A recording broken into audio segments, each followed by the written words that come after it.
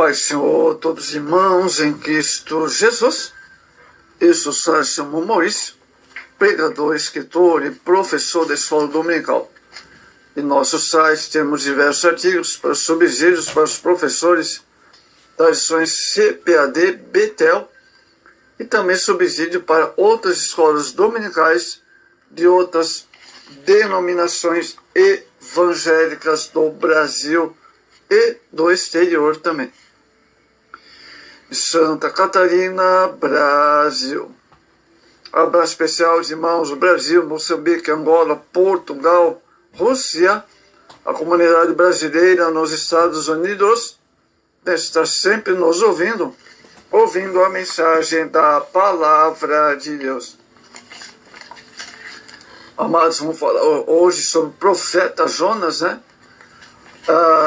O arrependimento de Nínive. Amados, o contexto histórico do livro de Jonas salta aos nossos olhos de qualquer leitor, que Jonas é da época do Império Assírio, cuja capital era Nínive. O nome do rei ninivita impactua com a pregação de Jonas. Segundo se diz que Adad-Nirai III, falecido em 783 a.C., nessa época, Jeroboão II, filho de Joás, reinava em Samaria, sob as 10 tribos do norte. Vida pessoal de Jonas, amados.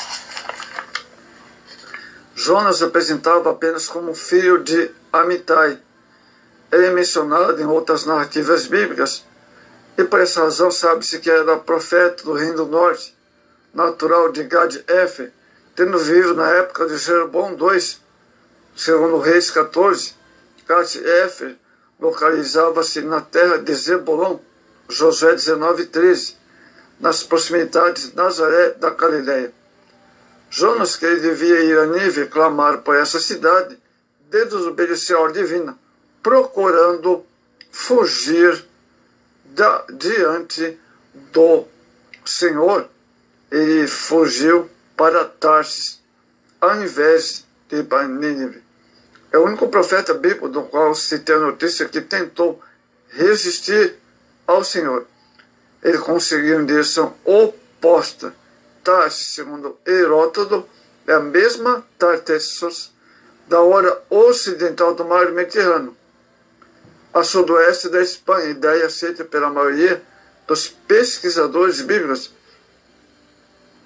Será que Jonas não conhecia a onipresença de Deus? Salmo 139, versos 7 ao 10. Amados, fugindo da presença do Senhor, verso 1 e o verso 12 do capítulo 1. Amados, é lamentável que Jonas tenha resolvido fugir da responsabilidade que Deus havia confiado. Ao invés de viajar para Nínive, tem tentado fugir para Tarsis, em desobediência, pensando ficar livre da espinhosa missão. A ordem expressa do Senhor, verso 1 e verso 12. Não sabia como o profeta questionar, não cabia ao profeta questionar, amados, o merecimento do povo ninivita de receber o não divino. Deus havia decidido conceder a oportunidade de arrependimento do estado pecaminoso em que encontrava aquela cidade. Através da mensagem profética, Jonas devia levar os ninivitas ao arrependimento a fim de escaparem do juízo divino. Todavia, por ser um povo cruel, os ninivitas, idólatras ao extremo, o profeta recusou cumprir a ordem de ir a Nínive. Ele preferia que os ninivitas perecessem nas mãos de Deus. Jonas esqueceu da misericórdia de Deus, são novas a cada manhã. Lamentações 3, versos 22 e 23. Por isso ele resolveu fugir da presença de Deus, indo para Tarsis. Verso 3, o navio para Tarsis. No seu indiferentismo, Jonas inicia sua perigosa trajetória de desobediência. O caminho da desobediência ainda parece ser agradável, muito árduo, e o pedágio é muito caro para se transitar por ele. Os que se utilizam dele vão deparar com a ira de Deus. Efésios 5, 6. No mar dessa vida, por onde estás dirigindo a tua embarcação, para Tarsis ou para Canaã celestial, aconselho-te, amados, que examine a sua bússola, a palavra de Deus, pois ela indicará o seu rumo na direção certa, conforme diz o Salmo 119, verso 5. Se sentes que não estás na rota estabelecida pelo capitão da nossa salvação, ou se não estás no lugar para onde Deus te enviou, então você deve o quê? Corrigir o seu caminho imediatamente conforme sua vontade, a vontade de Deus. Salmo 37, versos 23 e 24. Vamos ver a tempestade no mar, verso 4. Deus tem o controle de tudo no universo. Isso inclui os mares, os ventos também. Salmo 24, verso 4. Iniciada sua viagem, diz o texto, que Deus mandou uma tempestade, e o mar ficou tão agitado que as ondas ameaçaram quebrar, afundar o navio. Deus é de muitas maneiras, vezes estranhas para nós, e por amor de Jonas, não permitiu que prosperasse em sua desobediência. Através da tempestade, Deus queria falar ao seu servo. Olha a misericórdia de Deus. Talvez uma tempestade esteja batendo sobre você. Pode ser que Deus esteja querendo falar contigo. Procura fazer a vontade de Deus e a tempestade poderá cessar. O sono espiritual do profeta. Disse Deus: levanta-te, a grande cidade de Nínive. Verso 2. Essa ordem divina devia ser imediatamente, amados, obedecida,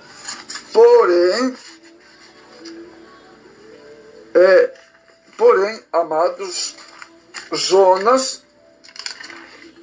resistiu, amados, à vontade divina, à direção divina, nesse verso que lemos agora.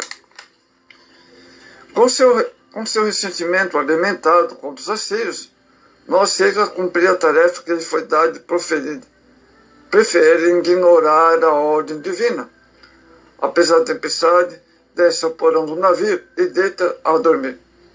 O sono espiritual desencadeia uma série de males, pois deparamos-nos com um profeta. O sono espiritual, olha só. A consequência também. Dormindo na tempestade, dos versos 4 ao verso 6. Tranquilo, despreocupado, dormindo no profundo sono, os tripulantes, todos pagãos, trabalhavam muito. Embora fosse acostumado a enfrentar tempestades, o perigo era muito grande, amados. Enquanto isso, o culpado dormia no porão. Estamos contemplando tempestades destruindo milhões de vidas nesse mundo. Tempestades sobre família, tempestades sobre governantes, que, esquecendo de que feliz é a nação cujo Deus é o Senhor. Salmo 33, 12. Estão preocupados a firmar-se em seus poderosos tronos, consultando o mal, mas quem é cristão já é diferente.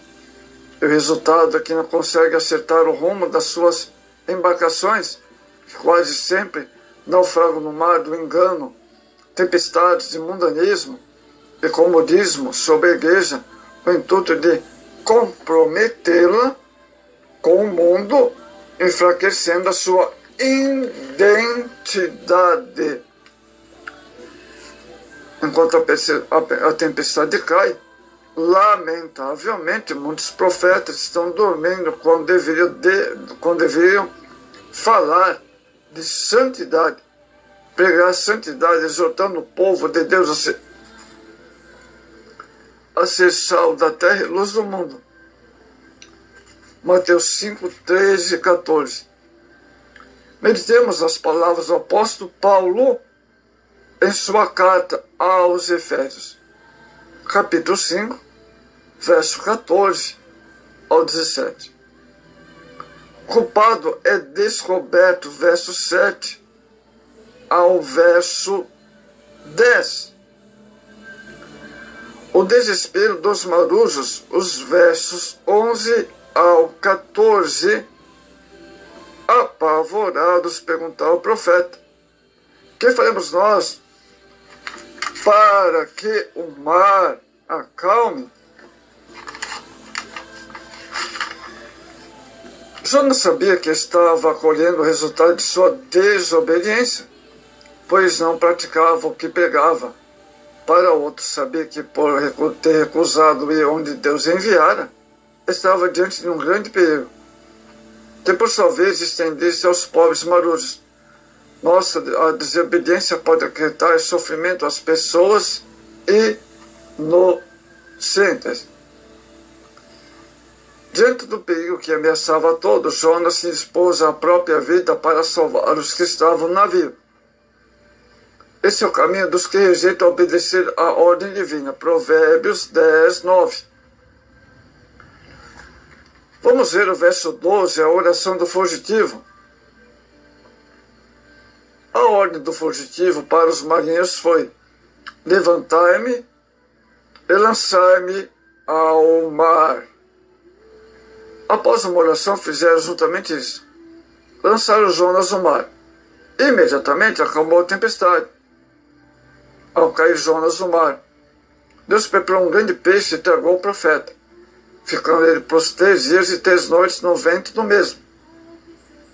Ali teve o tempo para meditar sobre os seus atos errados e abrir a sua alma ao Senhor e coração, e orou com fé, chegando sua súplica diante do Pai. Jonas reconheceu.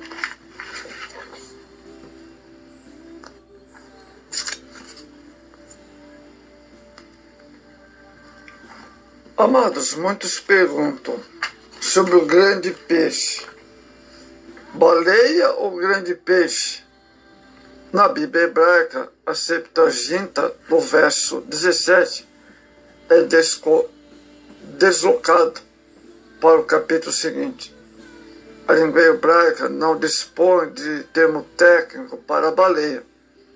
Essa palavra usada como resultado de uma interpretação tradicional que atravessou séculos. As escrituras hebraicas empregam a palavra Dag Gadol, grande peixe, uma vez em capítulo 1, verso 17, verso 17, capítulo 1, capítulo 2, 1. Simplesmente Dag, peixe, 3 vezes. A Septuaginta traduz Kitei, megalo, por grande monstro marinho, e Ketos, por monstro marinho. A mesma palavra usada no Novo Testamento em grego, Mateus 12, 40. Bom, amados, não há indício de algum texto para que possa ser interpretado como alegoria, ficção didática, mito, lenda. Rejeitemos, amados, todas certas linhas de pensamento contra o texto, pois a palavra entregue a Jonas no mesmo estilo dos outros profetas. Então, fica aí essa nota muito importante para os irmãos. Amados, agora nós vamos ver adiante aqui nesse versículo. Vamos ver agora, amados, os versos, capítulo 2, o verso 1 ao verso 4. Foi lançado fora da presença. Foi uma sensação muito desagradável. O homem que foi chamado por Deus recebeu a instrução para cumprir uma missão. Agora, por sua vez, desobediência, sentindo estar separado de Deus. Ficou desesperado, amados, conforme suas palavras no capítulo 2. Estava em desespero. Nada que possa substituir a comunhão com Deus. E o homem, por sua vez, só está em paz enquanto mantém sua comunhão com Jesus. Romanos 5, 1. Amados, que Deus nos possa guardar de sermos lançados fora de sua presença. O que ocorreu com Caim. Amados, Gênesis 4, 9. Nossa vitória está condicionada à nossa comunhão permanente com o Senhor. Salmo 16, 11. Jonas, que tinha experiência de comunhão com Deus, arrependido, procurou humildemente a sua antiga comunhão com o Senhor e assim, olha só que importante, podemos vê-lo restaurado a comunhão com o Senhor. Capítulo 2, o verso 5 ao 6, que vamos falar agora. Quando há quebrantamento, o transgressor clama por socorro divino, Deus atende imediatamente em cumprimento a sua palavra. Salmo 147, verso 3. Jonas arrependeu-se sinceramente e propôs seu coração a chamada divina e pregar naquela cidade, pela qual sentia os fortes ressentimentos. Por causa da crueldade dos ninivitas contra sua terra natal. A oração subiu ao coração do profeta fugitivo. Foi uma oração de fé, arrependimento, e Deus ouviu. Maravilha, né? Glória a Deus por isso. Pregado, pagando os votos ao Senhor, capítulo 2, verso 7 ao 9. Amado, Jonas, já restaurado, sentiu um ardente desejo de cumprir imediatamente, após sua libertação, o que voltou ao Senhor. O salmista, agradecido pelas bênçãos recebidas, interrogou a si mesmo: que farei ao Senhor pelos inúmeros benefícios recebidos? Salmo 116, verso 12 ao 14. Quanto a em um dia, diante da situação semelhante em Jonas, corre aos pés do Senhor, pedindo a misericórdia, fazendo votos e serem atendidos. Pela vontade divina foram atendidos. Depois esqueceram de pagar os votos que prometeram. Cuidado, se você prometeu pagar um voto ao Senhor e ainda não fez, o Espírito Santo está usando esta palavra, amados, para despertar de modo amoroso, sem que seja preciso uma cobrança divina. Consulte a Bíblia, veja o que ela diz sobre esse assunto. Salmo 50, 14, 65, 1 e Eclesiastes 5, 4. O livramento do profeta, capítulo 2, verso 10. Após o gesto de humilhação e arrependimento de Jonas, Deus conduziu o grande peixe rumo à praia, para ali ser lançado o profeta que é desobediente. Deus não mudou, ele é o mesmo. Salmo 90, o verso 1 ao verso 2. Amados, o amor de Deus é superior à compreensão humana. E desgostou-se Jonas extremamente disso, capítulo 4, verso 1. É difícil para nós cristãos compreendermos certas atitudes de alguns homens de Deus a quem admiramos e temos como colunas da obra de Deus, quando praticações que trazem à tona, se não a verdadeira identidade, algumas tendências bem fora do padrão do cristianismo. Temos em conta egoísmo, atitudes mercenárias, desamor para com o próximo e a obra de Deus, como é o caso de Jonas e muitos outros. Pois sabia que és piedoso, capítulo 4, verso 12. Essa expressão de Jonas demonstra um conhecimento apenas teórico do amor de Deus.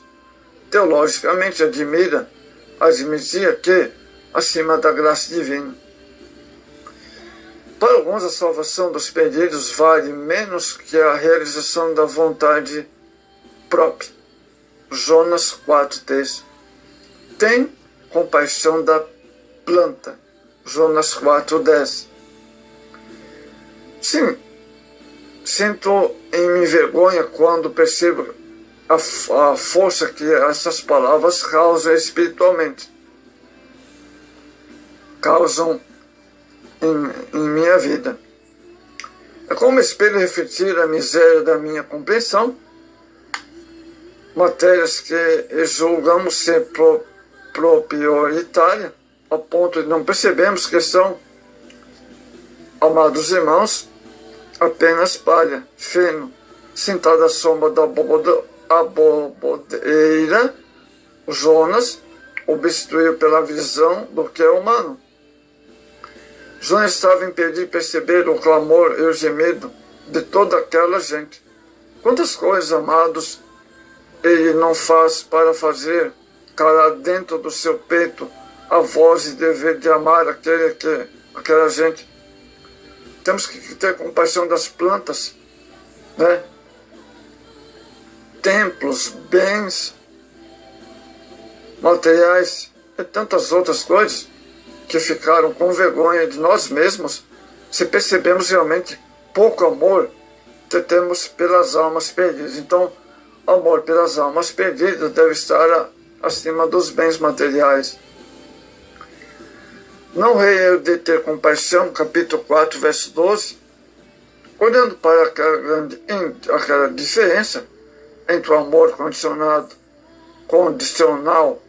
entre esses Jonas, em saudável amor de Deus, aqui podemos compreender incalculável valor desse livro.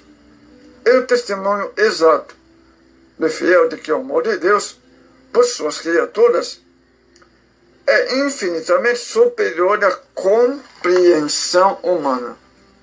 Vamos agora, amados, à conclusão desta mensagem sobre o profeta Jonas. Apesar, amados, de suas falhas, Jonas cumpriu seu ministério profético, pois através dele houve avivamento em Nínive. Ele vem a ser um tipo de Cristo no ministério. Foi por isso que Jesus associou o fato de sua morte e ressurreição com a experiência de Jonas. A mensagem de ambos foi para os gentios, com uma visão sobre os juízos de Deus contra os pecados. Para nós, o amor de Deus é realmente incompreensível, pois não se limita a nada. Romanos 8, 38. Exceto a vontade humana de rejeitá-la. Todavia, quando o aceitamos, ele torna o mais vil dos pecadores em um filho do reino de glória. Muitos podem tentar impedir o amor de Deus negando, comercializando, com egoísmo e até mesmo por comodismo. Contudo, sempre prevalecerá a vontade de Deus em nós. Esse amor, Romanos 8, 28. Amados, alguém disse que seria impossível que Jonas tenha sobrevivido, havendo permanecido 3 dias e 3 noites no ventre do peixe. Teria morrido asfixiado ou queimado pelos ácidos gástricos, sucos gástricos. Outros afirmam que a estreita garganta do peixe não permitia a passagem de um homem. Essas suposições têm por finalidade de trazer o descrédito à palavra de Deus. Entretanto, para Deus o milagre é coisa muito fácil. Aliás, a Bíblia não diz que foi uma baleia, como muitos afirmam, mas sim um grande peixe que engoliu a Jonas.